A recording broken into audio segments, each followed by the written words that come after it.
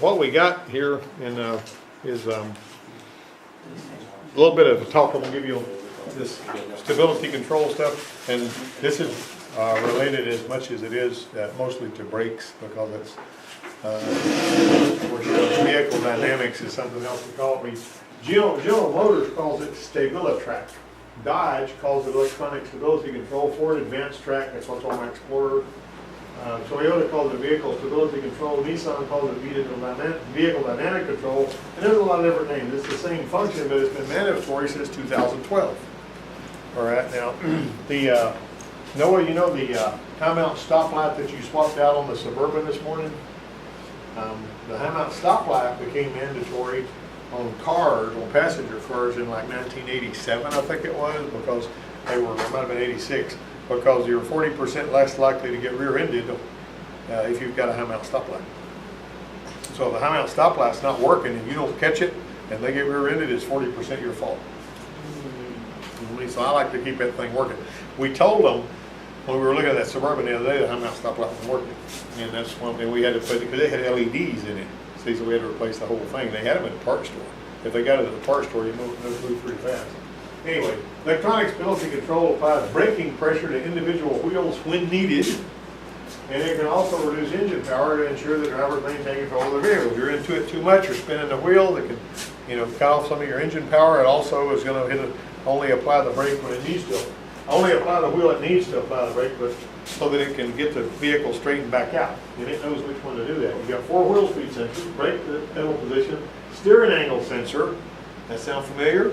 Steering angle sensor. Remember on the Volkswagen you were working on? All right, anti-lock brake system modulator, throttle pedal position sensor, electronic stability control, torque angle sensor, lateral acceleration and yaw rate sensor. That's just the typical configuration. Now, Insurance Institute for Highway Safety found a study of 1/3 of all fatal accidents could have been prevented by this technology if it had been required sooner. 6 main components are wheel speed sensors, a control module, hydraulic control unit, steering angle sensor, yaw rate sensor, and accelerometer. And since ABS already had the control module, HCU and speed sensors, all they had to add was the yaw sensor, accelerometer, and a steering angle sensor to a standard ABS system. What is an accelerometer? Does remove or something, doesn't it? Yeah, your phone has one. An accelerometer, that's how it knows when you're shaking it around and moving it and turning this way and that, All right, so 60 miles an hour, driver swerves to the left to avoid a road hazard. Yaw rate sensor determines where the car is pointing. The steering angle sensor determines where the front wheels are pointing and how fast you're turning the wheel. The accelerometer determines how fast you're decelerating, and the wheel speed sensors monitor each wheel speed. It's got all that data that it's gathering, so it can decide what it's going to do, see? All right, when the wheels are turned suddenly to the left, the vehicle will initially understeer. That means it'll keep trying to go straight because the front tires start to slide. So what does the control module do at this point? What would you do if you were the control module? Come on, you got to make the decision really fast. Is it understeer? Now, if you're understeering, see if you're going off the edge of the road. You stop the brakes, right? Yeah, understeer would be, see, you turn the wheels and you're intending to go that way and you're about to miss the curve. That's what you're talking about. Just think about it and figure a little more. Module notices the driver is turning the steering wheel. You see the steering angle sensor, right? Second, it notices the vehicle isn't turning as intended. It notices that the vehicle is not, it knows when the vehicle is actually changing an angle in space. It takes action by sending a signal ABS hydraulic unit. It says, bring me some pressure, increase the braking power to the left rear wheel. See what I'm talking about? Causes the vehicle to do what the driver wants it to do instead of crashing. Not both rear wheels, just the left rear. See, because that causes it to go into the curve. All right, so if necessary, engine power is also reduced via bus communication to the PCM. Now this is going to be your CAN bus, which is your fastest bus. Your vehicle dynamics, your engine control, your ABS, and this stuff is always on that 500,000 bits per second CAN bus, which is really, really, really fast. So it needs to be able to make decisions at breakneck speed. Now your other stuff is not quite so important, like your air conditioning and all that. It's important, but it doesn't need to happen really, really fast. They have it on a slower CAN bus. Talk about that some more electronics. But anyway, what if it oversteers? Well, if it tries to spin out during an upsteer maneuver, the module applies oversteers whenever it, you know, you ever had the back end of your car slide that way whenever you was trying to go around? All right. Okay, it applies brake to the front outside wheel to keep the vehicle under control. Now that's what's going on while you're dodging something in the road, and the computer will make those decisions really fast. Oversteer causes this kind of crash. You ever seen that when you're up around a phone pole? And having the best tires on the rear helps cars not do this, whether it's equipped with ESC or not. Make sure you put the best tires on the rear so you don't spin out, okay? Driving too fast contributes to this kind of thing too. There's only so much ESC can do. You ain't crash proof. Nobody is, not even Paul Walker. That's the part, you know? He wasn't even driving. He just ride in a car with some yo-yo. Huh? Huh? What? Yeah. All right. Now, watch this. This is important.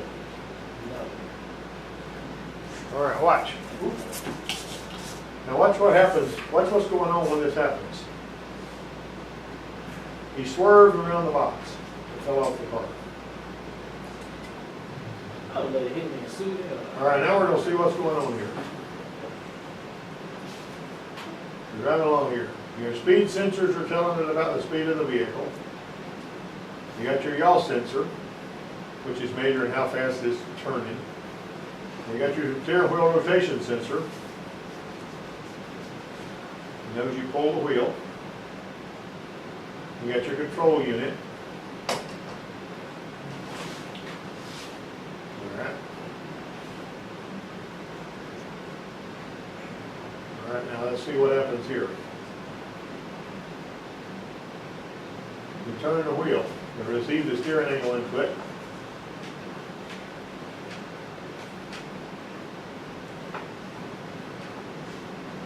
Here comes the box. The yaw sensor detects drift. It applies that brake. That's pretty good. It does what the driver intended for it to do. That's the point. See that? Oversteer is detected and corrected. And we didn't have no crash. That's what happened. Without that, we'd be spinning all around. See that? Stability. See how fast they made the decision? That's pretty cool, wasn't it? Yep. Some vehicles use a different kind of stability controls. Genius. All right. Sam, what's going on there? When ESC detects the loss of steering control, it automatically applies the brakes to help steer the vehicle where the driver intends to go. Now, brake is automatically applied. You don't even think about it. The outer front wheel to counter oversteer and the inner rear wheel to counter understeer. Some ESC vehicles also reduce engine power. The control is regained, and they can do it electronically, or they can, or they can actually close the throttle plane if it's one of those kind. It does not improve a vehicle's cornering performance and only help minimize the loss of control. So that doesn't mean you can take a 15 mile an hour curve off the interstate at 70. You know what I mean? So don't even go there. All right, here's one. This vehicle is 8 years old. The stability control engages 6 systems that include anti-lock brakes, bi-state engine mount, which is electro-hydraulic engine mounts, dynamic rear proportioning, traction control system, variable effort steering, and vehicle stability enhancement. Variable effort steering is it makes it harder to steer when you're driving down the road, but easy to steer in the parking lot. You ever drive one that was too easy to steer going down the road? It's squirrely. Feel like you're all over the road, All right, so this right here, most important thing you can do when you're going to a work order on a system you're not familiar with is read the description and operation section of whatever shop manual literature you're using. Look, see, read. If you don't follow this rule, you'll do a lot of unnecessary work. That's just the way it is. Description and operation is going to help you just about every time. All right. His daughter's Dodge Dart had an ESC light, ABS light, SRS light, electronic stability control. ABS and SRS is your airbag. Supplemental restraint system, what that is. And on this vehicle, ESC uses ABS and traction control along with dynamic sensor and a steering angle sensor. It's incorporated into the occupant restraint controller, which is ORC, and the steering angle sensor is located in the electronic power steering gear. It doesn't have power steering like you got, it's got electric power steering, right? So we know there's 4 separate systems involved with the indicator lights on the dash. So plugged in Chrysler's WiTech to see what modules communicate. It's pretty cool. When you plug the WiTech in, you tap the module, you know, if it's like the old star scan I used to use, and you tap whatever module it is that you're looking into, and it brings that module up and lets you look at what you're doing, see, which is pretty cool. Anything in yellow has an issue. All right, so codes were pulled from the ABS and ORC systems. The code retrieved in the ORC system was a CE10CC-49 as an internal electronic failure of the dynamic sensor, but shouldn't the airbag code be a B code instead of a C code? See, that's a chassis code as opposed to a body code. The code stored in the ABS module is the U25-00, which is loss of communication with a multi-axis sensor. And so an AU code is network related. You see this right here? This was, it wasn't this kind of work, it was this kind of work. Okay, that's what it is. All right. If you read up on it, you know that the stability control system is incorporated into the ORC by the way of the dynamic sensor multi-axis sensor. It uses that sensor for everything. In other words, the yaw and accelerometers are built into the airbag module. All right, the dynamic sensor measures side-to-side lateral motion, vehicle rotation sensing, just like you see here. And the calibration procedure needs to be performed. It requires you to drive the vehicle between 5 and 15 miles an hour, turn to left and right. That sound familiar to you? What you were trying to do this morning on Volkswagen, right? Don't crash, don't get stopped by a cop. If you're out here doing, if you're having to swerve or something, you know what I mean? You got to do it in a safe way, and you got to make sure that, you know, the polices are liable to get you. One time I was driving a police car that I was working on, and I had a dark blue shirt and patches on my shoulders and all this kind of stuff, and I stopped behind this tractor trailer that was blocking me where I couldn't go, and he was going to turn and go through the mall or turn around or something. But he got out of his truck and he walked back there where I was sitting in that police car, and he says, "Are you going to give me a ticket if I make a U-turn right here?" I said, "I don't care what you do, man. I'm just working on this car." You know, he thought I was a cop because I looked like one. You know? On this one here, he calibrated it, but it didn't help. Could have been a wiring problem, and in the end, it turned out that this ORC was a dork. He wouldn't talk. Had a bad ORC. That was the deal on that. Here's one, 2003 Toyota Sequoia DT C1337 stored in the ABS module. This is for a mismatched tire size. Now, why is a mismatched tire size a problem? Because if it's smaller, it acts like it's a faster tire. Spins faster if it's smaller, and the wheel speed sensors, you know, pick this up, and the module knows this one's running, you know, 10 miles an hour faster than that, whatever. All right, so on vehicles with stability control, the module that controls the system has a calibration file programmed for that specific vehicle. 3 out of the 4 tires were P25 70R16s. The right front tire was a P265 70R16, which is more than an inch taller. Think about that, okay? All right, now, when a misfire occurs, and it's bad enough to put the vehicle in limp mode, reduce power, the code for the misfire was a P0302, but the code CO561 was set in the ABS module. It was telling the engine system wasn't working right, so it disabled the ABS because it knew the engine wasn't working right. Wasn't a problem with the traction control system, except for the fact that it wasn't working due to the engine problem. So basically a TCS stable track light can come on, but not actually have a problem with the system. Now, the last time we saw a stable track system, we had to replace this. It was on a Chevy pickup. It has the steering angle sensor, and on that particular one, you got to pull a steering column completely off the truck, get it on the bench to change it out. I don't know of a way you can change it inside the vehicle, but we had to change that out for, you know, but you can tell what your code is, you know. All right, the spark plug caused this problem on Malibu. If you got a service stable track light on a vehicle and the engine's misfiring, make sure go after the misfire before you go after the stable track, okay? That makes sense. All right, you remember that? Which component's not listed as an active part of the stability control system? Which part is not listed as not an active part of the stability control system? Not an active part of the stability control system. Not an active part. Hold on. This one goes with D.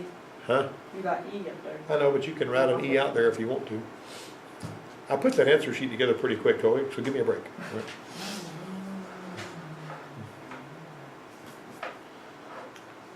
Stability control system can be taken offline by A, a bad spark plug, B, mismatched tires, C, a dash mounted switch, D, an ORC, any of the above, none of the above.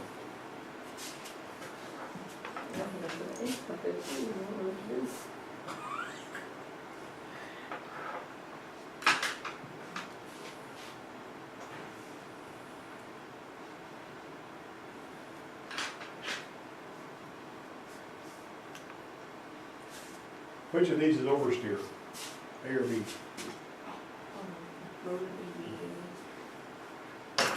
Wait, this one's open.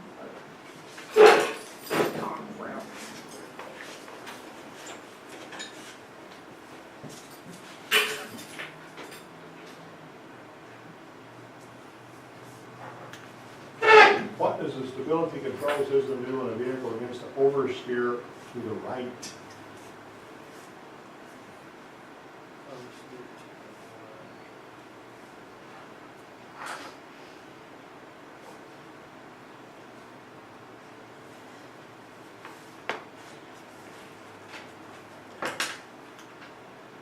What does the stability control system do when a vehicle understeers on a left turn?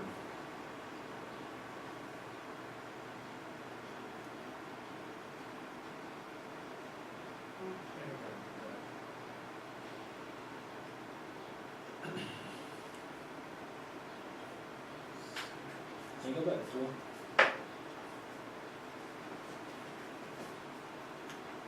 4? Ta-da. So you weren't done? No. Hold on, you just got one. Oh, that's first. I know. All right, you got it? 4, 4? 4, yes, sir.